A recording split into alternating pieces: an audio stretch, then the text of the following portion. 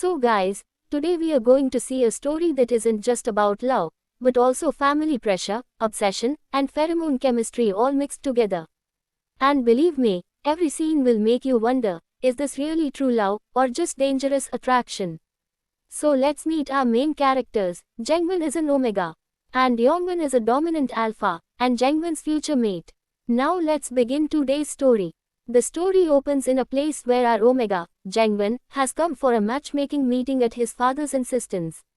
And that's where the awkward moment happens, when the person in front of him says, "It's gotten quite late, may I leave now?" At that moment, Jangwon's father's harsh words start echoing in his mind. "You are useless, how many meetings will you ruin, at least be useful ones." Now look at how composed Jangwon remains in this situation. He calmly tells the other person, "If you wish, you may leave. Thank you for giving your time today." And the person leaves. This is the subtle power an Omega shows through his behavior. After that, Jangwon steps out of the cafe. Taking out a cigarette, he thinks, what an unpleasant and disgusting smell this has. Just then, his younger brother Yongwon arrives and teases him, "Hyong, you still smoke? I find this smell strange." Guys, have you ever noticed how younger brothers often play around with their older brother's secrets, but also show their care in subtle ways? Now comes a moment that we can view in a lightly romantic way. Yongwon hugs Jangwon and says, "Since it has been a long time since we have seen each other, shouldn't we start with a hug?" Jangwon thinks to himself, "You have become even more clingy, and I feel everything with so much stress." This scene is subtly intimate, but we are explaining it like poetry, a small touch, yet a flood of heavy memories. Between Alpha and Omega, this soft emotion. What do you think, guys? Is this just an affectionate hug, or is pheromone chemistry at work too? Then we are shown a car scene. Jangwon remembers that when he was young, an unfortunate event happened with his father. Yongwon was adopted into the family. They were separated during adolescence, but they are still close now. Jangwon internally says, "Maybe I have gone crazy, having such dreams about someone so young." This internal conflict shows us that the chemistry between Omega and Alpha is not just physical, but emotional and psychological too. Now Yongwon releases his Alpha pheromones and says, "The chairman caused the accident." Jangwon suddenly senses a strong scent internally. There is a demand to open the car window. And Yongwon bluntly says, "If you're like me, then why do you keep going to those meetings? I was raised to be your partner. No other Alpha is allowed." Is this possessiveness or deep care? Here subtle tension and intimacy are mixed together.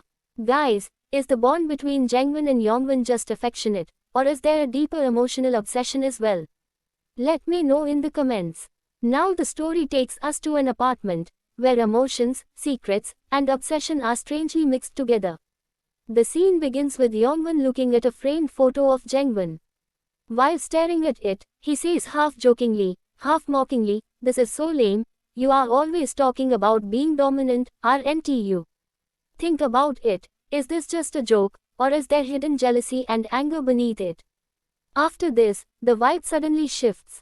Yongwon's gaze turns toward Jangwon, who suddenly starts feeling a strange and heavy pheromone effect. He tries to control himself, but Yongwon coldly says, "Honestly, all of this is pointless, except for the time when we are truly together." Guys, is this love, or just a power game? The scene becomes more intense. Yongwon slowly confesses, "Hyong, you know, I have hidden my true trait my entire life. But today, not anymore." And right there, he reveals something shocking, that his adoptive father, the chairman, is going to reject him. Because to him, an Alpha without pheromones is nothing but trash. Buddy, just imagine how traumatic it must be for a son to hear words like that from his adoptive father. Yongwon is almost broken, yet in that same moment he makes a possessive claim, "Hyong, why would you marry someone else? I'm the one who was raised to become your partner." Here we see his obsession, along with his deep insecurity. After that, a highly symbolic scene appears. Yongwon turns Jangwon toward their father's picture and says, "Let's do it right here, where father can see, so that he knows I am yours." Think about it, is this a rebellious act, or just madness? Does he want revenge against his adoptive father? Then the story reaches a shocking confession. Yongwon reveals that since childhood, he used to secretly enter Jangwon's room every night and release his pheromones. And because of that, Jangwon developed pheromone sensitivity. Guys now think, is this love or pressure? Care or control? Now the story takes us to the bathtub scene. Jangwon slowly regains consciousness and asks confused, who? From behind, Yongbin calmly replies, Yoon Yongbin, your brother, or maybe your husband. Buddy, here the story puts us into a strange dilemma. Is this a relationship of brotherhood, or a forced partnership? And that's the beauty of this story, it keeps making us question again and again, is this bond truly love, or just the result of obsession and trauma?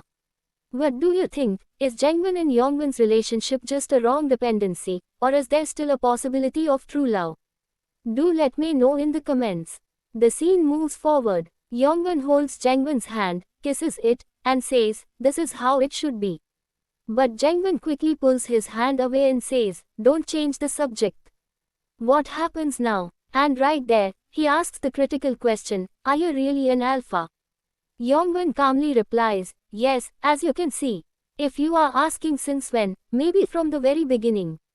And here, the flashback unfolds. He explains how the accident happened because of the chairman. A deserted road, blinding headlights, and a massive crash.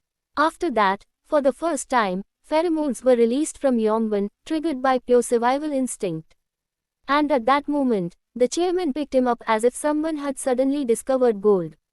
Here is the real thing to think about. A child who had just witnessed his parents' death was taken in by the very man who had stepped over their bodies. Trauma and adoption, both became inseparable parts of his identity.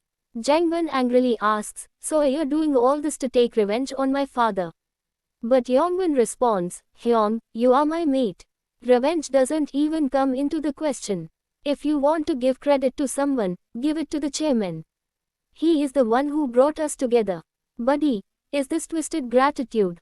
Or a connection that feels like destiny? Jangwon then asks, if this isn't revenge, why did you hide your identity? Yongbin explains, if the chairman had found out that I was a dominant alpha, he would have sold me. I didn't want to live as a stud. My only dream is to become your partner and live a normal life as a loyal husband. Now think about it, is the sacrifice, or just another calculated move? With so much information hitting him at once, Jangwon almost breaks down. He says, I feel like vomiting, I don't know what's true and what's a lie.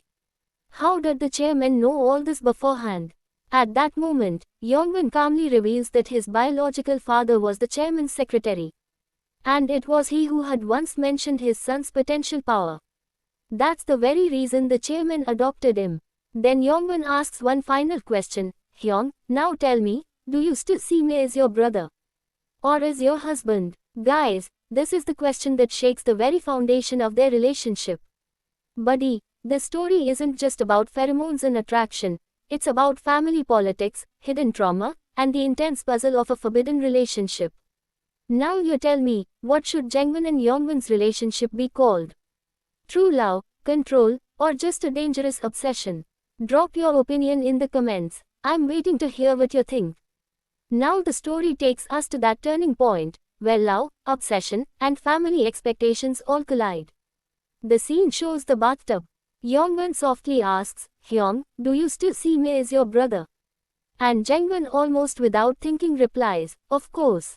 Think about it, on one side, a lifelong brotherhood, and on the other, a relationship that is breaking normal boundaries. Yongbin smiles and says, why worry so much? We still have plenty of time to get to know each other. But then his tone changed.